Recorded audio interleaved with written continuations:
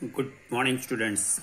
Today, the second last lecture of electrochemistry based on some important formula. These formula to help to calculate all the numerical section of the electrochemistry which are based on the board examination, home and entrance examinations. These are the some informative formulas. Number of the formulas are also related to electrochemical calculations part. These are the formula based on the CBSE numerical component based. Some important formula are also related to this one, match and search the other formula which are based on for CBSE examination point of view or board point of view में. तो some important formulas. Formula number first, E cell equal to E naught cell, E cell equal to E cell, E naught cell equal to E naught cathode minus E naught anode, cathode anode. ये standard cell की है, standard cell. दूसरी information आपको ये पता होनी चाहिए कि भाई एसआरपी अगर दे रखी है तो एसओपी को हम इसका उल्टा लिख सकते हैं, एसआरपी इक्वल टू एसओपी, लेकिन sign is reverse. Most important things, ये हमारी कैलकुलेटिंग में बहुत अच्छा आएगा. नेक्स्ट नस इक्वेशन है. नस इक्वेशन में आपके पास पिछले 2 सालों से मैं देख रहा हूं कि इसमें न्यूमेरिकल नहीं आ रखे, तो इस बार पॉसिबल है कि नस इक्वेशन के बेस पर आपको सीधा एक न्यूमेरिकल देखने को मिल जाए. तो न्यूमेरिकल पॉइंट ऑफ व्यू में नस इक्वेशन सभी के पास है. नस इक्वेशन आपको सभी को पता होनी चाहिए नस इक्वेशन किस तरह से चल रही है, और नस इक्वेशन के बेस पर आपके पास फॉर्मेशन आपके पास है. चलिए, अब नस इक्वेशन को कौन कौन से पार्ट हैं, जैसे आपके पास सिंगल इलेक्ट्रोड पोटेंशियलिटी है. सिंगल इलेक्ट्रोड पोटेंशियलिटी के लिए E cell equal to E naught cell minus 0.0591. हम इसको कैलकुलेशन के लिए 6 भी ले सकते हैं, इसे राउंड आउट कर दीजिए. 0.6 रखा जा सकता है, यहाँ पे 0.06 रखा जा सकता है, log 1/mn⁻². और सेम थिंग कंसंट्रेटेड सेल में आपके पास है E cell equal to E naught cell minus 0.0591 log C1/C2. अब इसको हम C2/C1 कब करते हैं, जब इसको हम साइन को हटा दिए. इसमें क्या चीज जीरो होती है, क्या चीज इसमें जीरो है, क्या ई नॉट सेल जीरो है या ई सेल जीरो है, पता होना चाहिए कि क्या चीज इसमें जीरो है. चौथा पार्ट या थर्ड पार्ट इसमें बना करता है आपके पास इक्विलिब्रियम कांस्टेंट के लिए. इक्विलिब्रियम कांस्टेंट में आपके पास ई सेल जीरो हो जाता है, E naught cell equal to 0.0591 log KC, और इस KC के बेस पर हम और भी चीजें यहां पे डाल सकते हैं. नेक्स्ट फोर्थ इसका फॉर्मूला बन जाता है आपके पास del G naught equal to minus NF E naught cell. ये कब लगेगा, जब कहीं पर वर्क डन पूछा गया, सेल में वर्क डन पूछा गया, तो ये डेफिनेट आपको पता होना चाहिए. कहीं पर अगर इक्विलिब्रियमिटी के बेस पर ये जैसे इक्विलिब्रियम चला, इस इक्विलिब्रियमिटी में और 25 डिग्री इसमें स्ट्रेस देकर बोला गया, मतलब 25 डिग्री सेल्सियस में कंडीशन फिक्स दे रखी है, then we can directly apply the formula K equal to antilog. इसीलिए मैंने आपको लॉग और एंटीलॉग बता रखे थे. तो antilog equal to N number of electron loss और gain E naught cell upon 0.0591. और इसमें ई नॉट की साथ में इसमें आपको ये भी पता होनी चाहिए कि ई सेल, ये भी पता होनी चाहिए कि ई सेल इसमें पॉजिटिव आएगा नेगेटिव आएगा. बताइए, ई सेल अगर किसी रिएक्शन के अंदर पॉजिटिव होता है, रिएक्शन इज स्पॉन्टेनियस. और डेल जी क्या होनी चाहिए, पॉजिटिव या नेगेटिव, बताइए डेल जी क्या होनी चाहिए, पॉजिटिव नेगेटिव. जिसको भी बताओ शेयर करिए, सब्सक्राइब करिए और बताइए कि डेल जी इसके अंदर क्या होनी चाहिए. नेक्स्ट सेकंड पार्ट जो है इसका वो है कंडक्शन का पार्ट, कंडक्शन. और पहला पार्ट मैंने क्या बता रखा था, पहले पार्ट हमने बोल रखा था कि भाई सेल और सेल की रिएक्टिविटी, इसमें सेल आना चाहिए, इलेक्ट्रोकेमिकल सेल आना चाहिए, सेल की क्लासिफिकेशन होनी चाहिए, सेल के बारे में पूरी इन्फॉर्मेशन. सेल आपके पास क्या था, एक था आपके पास इलेक्ट्रोकेमिकल सेल, और दूसरा क्या था इलेक्ट्रोलाइटिक सेल. तो दोनों में सेल की वर्किंग, सेल की फॉर्मेशन, ये आपके पास थ्योरेटिकल पोर्शन में जाएगा. तो फिलहाल तो हम न्यूमेरिकल पोर्शन की बात कर रहे हैं. तो कंडक्शन में आपके पास होगी रेजिस्टिविटी, कंडक्टिविटी, सेल कांस्टेंट और लैम्डा एम के ऊपर बात. ये इनके ऊपर फार्मूले मेरे पास मैंने आपको पहले ही दे रखे हैं. तो लिखो दो फार्मूला, R इक्वल टू सबको पता R इक्वल टू क्या है, देन उसके बाद रो इक्वल टू क्या है, देन उसके बाद G का मतलब क्या है, ये फार्मूला आपके पास पहले से आ चुके हैं. देन उसके बाद G स्टार क्या है, देन उसके बाद और K यानी कि कप्पा, ये K लिखा हुआ K है but it is the kappa, लिखने के तरीके में जरा ध्यान देना. नेक्स्ट लैम्डा एम आपके पास क्या है, अच्छी तरह से पता होनी चाहिए, K/C again kappa by concentration rates. और इसी चीज को हम 1000 के बेस पे न्यूमेरिकल में यूज करा करेंगे. Look at this formula. अब इसके अंदर मिसिंग क्या है, क्या मिसिंग है, सभी की यूनिट. तो यूनिट को तैयार करिए, सबको एक साथ ले आइए, फार्मूले को शो करिए. सभी बच्चे 12th के साइंस के सभी बच्चे इस फार्मूले की समरी को मेरे को भेजेंगे, और अदरवाइज आपको इसमें पनिशमेंट यूज की जाएगी. चलिए नेक्स्ट, बाकी हमारे के कंडक्शन के अलावा कहीं पे हमारे पास 11 का कॉन्सेप्ट भी चलता है इसमें, जैसे ओसवाल्ड डायल्यूशन लॉ 11 का था, इक्विलिब्रियम था. ओसवाल्ड डायल्यूशन लॉ में आपके पास के क्या था, आपके पास के में एक न्यूमेरिकल भी आता है क्या, dissociation constant, C concentration again alpha square, alpha क्या थी, degree of dissociation 1 minus alpha. ये किस चीज के लिए, ये है आपके पास strong electrolyte, this is the strong electrolyte, ये स्ट्रॉन्ग इलेक्ट्रोलाइट। और वीक इलेक्ट्रोलाइट के लिए हम सीधे ही अप्लाई कर सकते हैं क्या, K equal to C alpha square और alpha equal to under K by C. ये आपको जरूर पता होनी चाहिए, जरूर पता हो। चलिए आगे जरा बात करते हैं, आगे बात क्या करते हैं, आगे हमारे पास हो गया Kohlrausch law, that the most again the important thing, Kohlrausch law. अब कोलरस लॉ में क्या कहा गया था, कोलरस लॉ की डेफिनेशन क्या थी, कोलरस लॉ में कौन कौन सी एप्लीकेशन आती है आपके पास जरूर पता होनी चाहिए।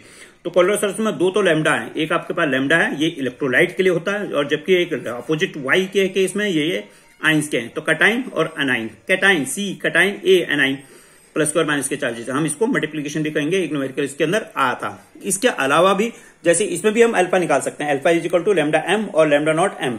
लैम्डा नॉट एम शायद आपको पता होगा, लिमिटिंग बोरर कंडक्टिविटी के बेस पे हम इसे बोला सकते हैं, तो लैम्डा एम भी यहां से निकाला जा सकता है।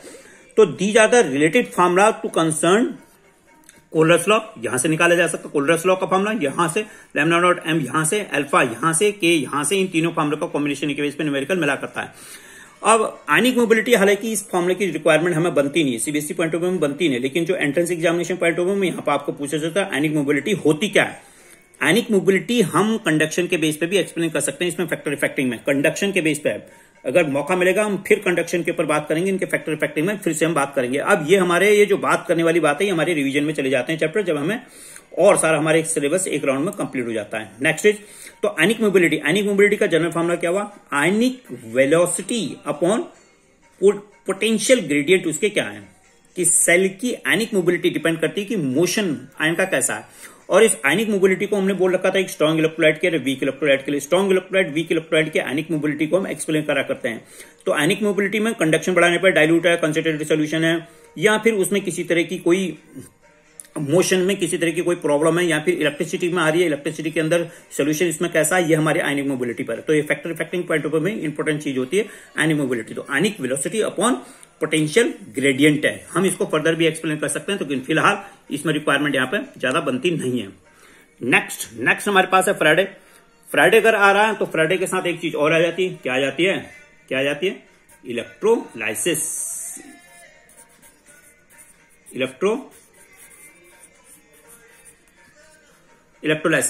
और इलेक्ट्रोलाइसिस जैसे आप बोलेंगे तो इलेक्ट्रोलाइसिस के प्रोडक्ट दो ग्रुप में डिवाइडेड होते हैं क्या, एक होता है आपके पास कैथोड और दूसरा होता है एनोड। कैथोड और एनोड में डिवाइड होने वाला है। कैथोड में प्रोडक्ट कौन सा, एनोड में प्रोडक्ट कौन सा, इसकी रिएक्शन कैसी है, ये आपको जरूर पता होनी चाहिए respect of electrolysis Faraday first law. तो what is the Faraday first law आपको याद होना चाहिए, लॉ बिल्कुल याद होना चाहिए। बताइए लॉ फर्स्ट लॉ क्या है, बताओ शाबाश बताइए, क्या नहीं बता पा रहे, याद करें इसे, W equal to Z multiply by IT। अब ये W क्या है, वेट कितना है, इसको हम एम से रिप्रेजेंट करते हैं। I क्या है, टाइम है, T क्या है, टाइम है, I क्या है आपके पास, एम्पियर में करंट है। ठीक है जी। अब है बात सबसे इंपॉर्टेंट चीज, ये क्या है, वेरी वेरी इंपॉर्टेंट, कि इसके ऊपर पूछा जाता है कि जेड क्या है। ये जेड को हम पूरे नाम से किस नाम से जानते हैं, जेड का फुल फॉर्म बताओ, जल्दी बताइए बच्चों, जल्दी बताओ, पॉज करिए इसे, जल्दी बताइए। तो जेड की फुल फॉर्म क्या थी आपके पास, इलेक्ट्रोकेमिकल इक्विवेलेंस थी, बिल्कुल ठीक बात, इलेक्ट्रोकेमिकल इक्विवेलेंस। अब इलेक्ट्रोकेमिकल इक्वेशन तो पता चल गई, हम इलेक्ट्रोकेमिकल इक्वेशन को हम किस किस फॉर्म में निकाल सकते हैं। तो देखिए पहला क्या आपके पास, Z equal to V by F। A क्या है इसमें, ए है atomic weight, what is the A is atomic weight, atom का वेट क्या है। V क्या है इसमें, V है उसकी वैलेंसी कितनी है, how much valency is this, और F क्या है, फैराडे आपको पता है 96500 की वैल्यू। E क्या है, E मैंने आपको पहले भी बता रखा था, E क्या है, equivalent weight, is the equivalent weight. F क्या है, फैराडे। W क्या है, कितना मास, Q क्या है, कितना चार्ज, फिर से वही W क्या है, कितना मास या कितना वेट, I क्या है, एम्पियर में करंट, और T क्या है, टाइम। लुक एट जेड आपके पास एक्सप्लेन हो गया पूरी तरह से, ये आपको जरूर पता होना चाहिए। Most important things, most important. तो जेड आपको पता चल गया, जेड क्या था, जेड था आपके पास ये सब चीजों से हमारी जेड निकलेगी, डिपेंड करेगी सिचुएशन कैसी है, कंडीशन कैसी है, न्यूमेरिकल कैसे दे रखा।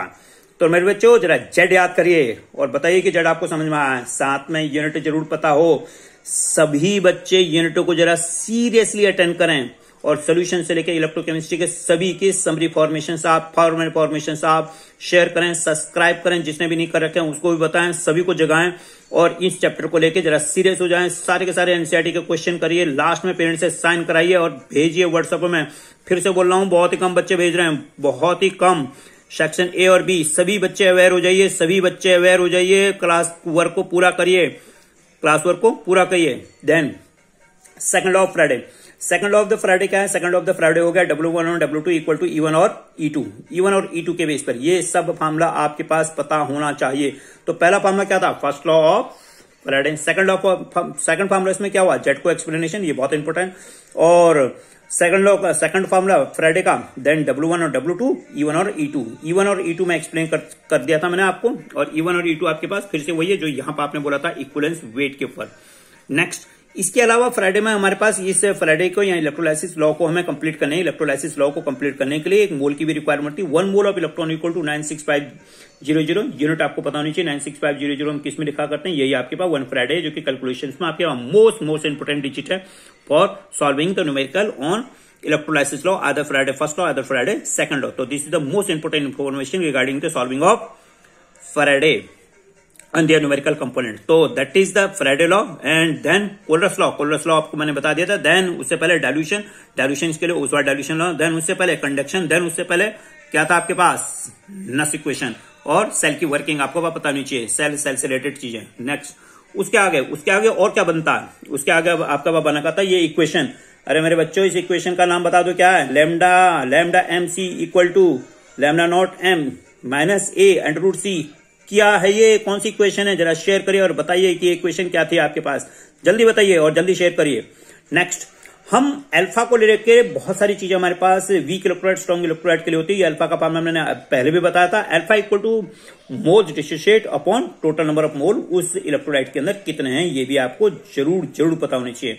तो depending the situation alpha are the classified और alpha can be calculated by the number of ways such that alpha equal to number of moles dissociated upon total mole और alpha is calculated lambda M upon lambda naught M और alpha is calculated by this one alpha equal to under root K by C. So there is the number of the alphas which are do calculating by the variable methods depending the situation, depending the numerical point of view में।